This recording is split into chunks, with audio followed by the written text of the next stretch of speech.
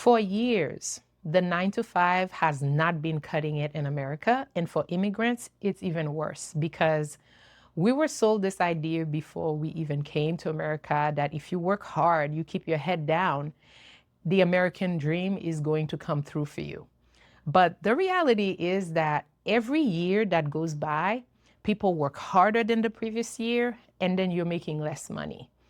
And this is not about people being lazy. This is not about people being bad with money. This is not about people not being able to budget their money or buy less coffee, less Starbucks. This is a system where the cost of living, it keeps rising and your paycheck is acting like it didn't even get the memo. Today I'm talking about how immigrants, they can create an exit strategy and why now more than ever, multiple streams of income, it's not a luxury anymore. It's actually a survival. Let me tell you the moment that I woke up. When I was in corporate, I was doing the most. I was showing up. I was performing and being reliable. And when time comes for performance review, and that's when they tell you whether or not you're getting a raise, I did get a raise, but they gave me 50 cents. Yes, you heard it correctly. 50 cents, 50, $0, 0.50. So they gave it to me and they handed it to me as if it were a miracle, like I should be grateful. And I remember thinking, wait, I'm giving you my whole life and you're giving me 50 cents more per hour? That was a reality check for me because there was a time in America when if you worked more, you actually made more. But with the additional that you made, you could buy a house on one income. You could breathe. And I think we can all agree that this is not the America that we are living in now. And there is an extra layer for immigrants. And the extra layer that immigrants carry is that we get demonized like we're the problem. Meanwhile, we're some of the hardest working people in this country. But somebody please tell me why, year after year, you still cannot enjoy the fruit of your labor because rent keeps going up, your car insurance keeps going up, even if you never get into a car accident. I don't understand that part. Your medical copay goes up even when you're paying your premium every year. They even refuse to cover some prescription or some procedures that you need. They call it cosmetic. Food goes up. And what kills me is that they play in your face at the grocery store.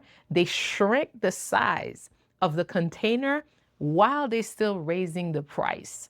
So your extra money, it's disappearing before you even touch it. And a lot of us, we grow up with community strategies that will allow us to get ahead.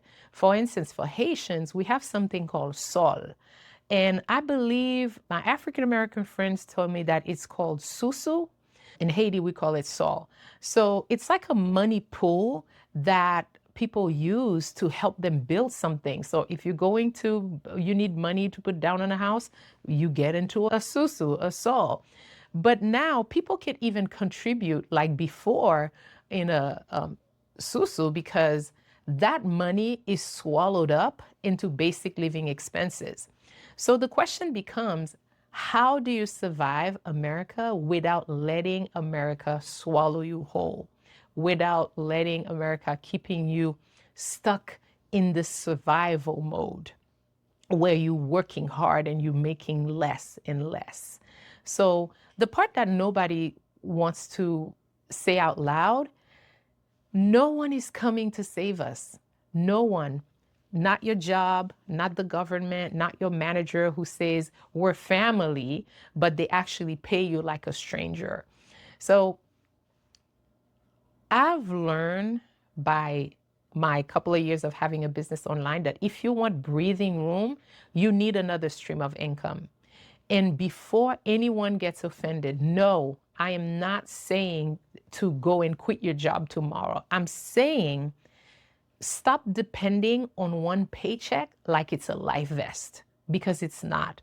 And also because in America, one paycheck, it's like a very thin blanket. That's it.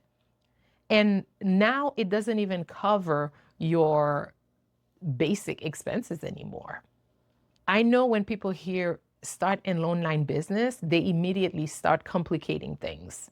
They go and say, I need to figure out a business name. And people take forever in trying to figure out a business name.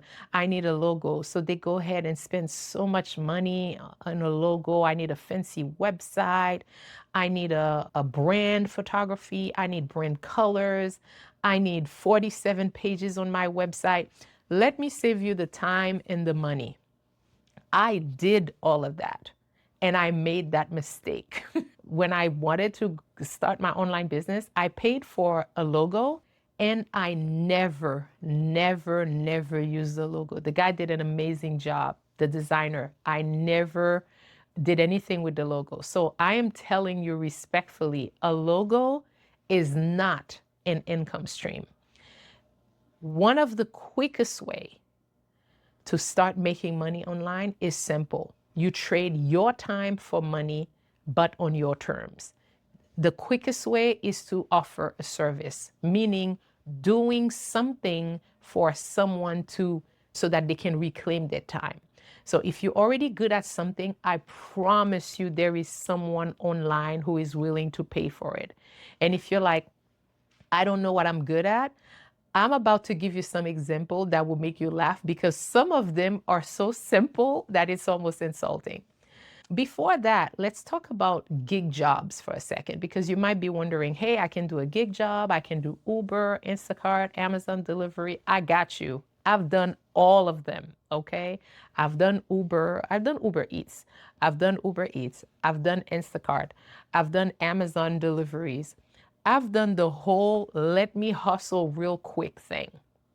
And I'm not talking from opinion, I'm talking from experience. And here's what that kind of business model, all those Uber, Instacart, here's how that business model works. In the beginning, it feels good because they pay better and there's not a lot of people in the program or enrolled in the system. So they're trying to pull more people and trying to grow. But as soon as investors get involved, for instance, like Instacart, because I remember when Instacart was word of mouth, now they got investors, it becomes profit over people because they start paying shoppers less, they start paying drivers less because now they are in the business of making their investors a profit. And you're basically running their business using your car, your body, and your time. And the wild part is that it's not even consistent like a normal part-time job. Because if you go, for instance, to a department store and you sign up for a part-time job and they say they're paying you $10 an hour, if you work 30 hours, you can actually calculate your pay. But when you're doing those gig jobs, someone can work 4 hours and make $200. Someone can work 10 hours and make the same $200. So there's no stable base, there's no guarantee, and you are basically at the mercy of the app, you are at the mercy of the customer, and you are at the mercy of tips. So yes, gig work, they can help you to survive a season in your life. But if you stay too long, you need to understand something. Those companies, they thrive on desperation. I'm not shaming anyone. I'm talking to the person doing what they have to do. I'm saying don't let it become your whole life. Use those things as a bridge, not as a destination. So I mentioned exit strategy before. So let's talk about that exit strategy. If you're a service provider, you're good at tech, you're good even at Excel, you're a good designer, You can design, you can make good animes. You're a good organizer. You're good at cooking. You're good at fixing things. You're good at teaching. You're good at sewing. Bring that stuff online because people will pay for convenience. Let me give you a real example. Someone scheduled an appointment with me, and I remember she wanted to pay me per hour to teach her how to use FG funnels. And she literally said to me, I know the tutorials exist. I just don't want to spend my time figuring out where to start. That's what people pay for. People are paying for clarity, they're paying for speed, and they are paying for confidence. You might be wondering, it's easy for me to say that because I already have something that I'm doing, it's established. Let me tell you how it started for me. I was a Zumba instructor, my personal training days and my fitness competition days. And I remember I needed a website to promote my classes. I think at the time people were asking about $2,500 to do a website. And as a Zumba instructor making, I think, $30 per class, I didn't have that kind of money. I discovered WordPress and I said, let me do a WordPress website. And then the next thing I know, other instructors who saw my website, they're like, oh, can you do mine for me? And then I said, sure, I'll do it for $300. And I did that. And then I remember I was teaching at a community center. And then the director said, hey, we have a nonprofit website and we saw your website and we would like someone to do it for us. How much are you going to charge? I just pulled a number out of thin air. And then I said to him, oh, I'll do it for $2,500. Done. That was basically how that worked. You don't have to start big. You just have to start real. And I'm telling you, once you start going, a lot of doors start opening for you. Now, let me give you some examples that are going to prove my point.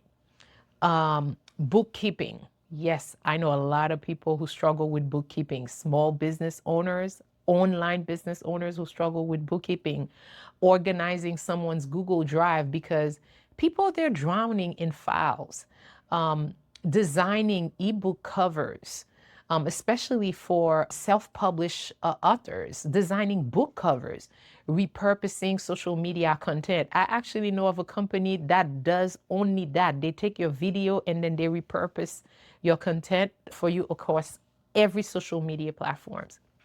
If you know how to teach something like crochet, I know people have crochet membership where they give like patterns to do clothing yourself, sewing patterns. Do you remember the old sewing patterns that, I don't know if your mom used those things.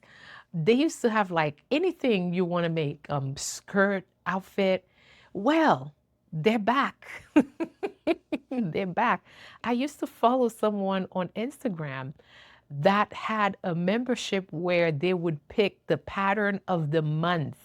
People were paying about $40 a month and they would pick the pattern of the month. But you would probably say, I can easily do that. I don't need to pay someone to do that. No, she put in her own, I would say her own proprietary blend to it. She had these shortcuts that she would use to make the pattern, to transform the pattern into something else even more beautiful. So that's what she was teaching. It wasn't so much about the pattern that anyone can buy for, I don't know, $5, $10. It was about her creativity, what she was able to create from one pattern. And what else? Basic car maintenance tutorials, especially for women. I remember I needed to replace the in-cabin air filter on an old car that I had. And then a friend of mine who's a mechanic who was in Florida told me, oh, just go to YouTube. And then sure enough, in YouTube, I saw the steps to do it. Oh, this is the best one. I saw a woman in New York this weekend. She had a business called Wedding Nanny. So a wedding nanny watches the guest kids during the wedding. So she had activities, supervision, and she was keeping the children safe while the parents enjoy themselves. And you know how much she was charging? She charges $1,000 an hour. Look it up. It's called Wedding Nanny. So when somebody tells you that someone is not going to pay for that, I need you to understand that's not business of advice. That's actually small thinking. Because now I think that the thing that keeps immigrants stuck isn't always a lack of skills. I know they're very skilled. And I think sometimes it's pride, sometimes it's fear, and sometimes it's listening to the wrong people. Because I remember my very first delivery job, it wasn't with Amazon, it was with some other company. And it was a transition for me until I figured out what I wanted to do next. And I was making good money. And I was talking to a friend at the time in corporate, and she said something I'll never forget. She said that people who do those type of jobs, they have a career crisis. And then she said, I will never be caught dead doing that type of job, Uber, delivering, and those things. And I laughed because at that time, I was actually making more money than her per week. But I didn't even argue with her. I didn't even say anything, but she didn't know how much I was making, but I knew how much she was making at her corporate job. And I didn't say anything to her because I remember something that my mom used to tell me all the time. Il n'y a pas de sot métier, il y a que de sots gens. What this means is there are no stupid jobs. There are only stupid people. Meaning, do not shame honest work. Shame the mindset that keeps you asleep. And let me say this the way that I really want to say it. If you believe that the only way to survive is a corporate job, you're buying into the lie. And you know why? I don't know. Do you know why they call it the American dream? That's actually a joke that my partner came up with. They call it the American dream because when do you dream? You dream when you're asleep. So the more you buy into it, the more asleep you stay while life gets more expensive. And I'm not saying to quit everything and to gamble your rent. I'm just saying wake up because I don't know what else to say. It's called the American dream for a reason, right? It's a dream, a pipe dream. Here's what I want to leave you with. That extra $500 a month, it is out there. That extra $1,000 a month, it is out there. But you have to start somewhere. Pick one skill that you already have, one thing that you already do, and become the person that people trust for that one thing. Do not start with a logo. Start with an offer. Start with a service. If you need inspiration, go look at Fiverr, not to copy what people are doing, but to see what the market is already paying for and to get some inspiration, because I promise you, you already have something in your hands. And do not let anyone embarrass you for using your skills in your time to finance your dream. Because the people discouraging you, they're not paying your rent. They're not taking care of your family. They're not coming to save you either. But they have a lot of opinions. You cannot deposit opinion at the bank. So build your way out. And with that, my name is Webley. I am on this consistency journey to post every day on YouTube for 100 days. Today is day 33. And if you are in a consistency journey with me, join me tomorrow for day 34. And if you have questions about how to start with an offer or how to start as a service provider, comment below. I promise I answer my comments. So I will see you tomorrow. Bye.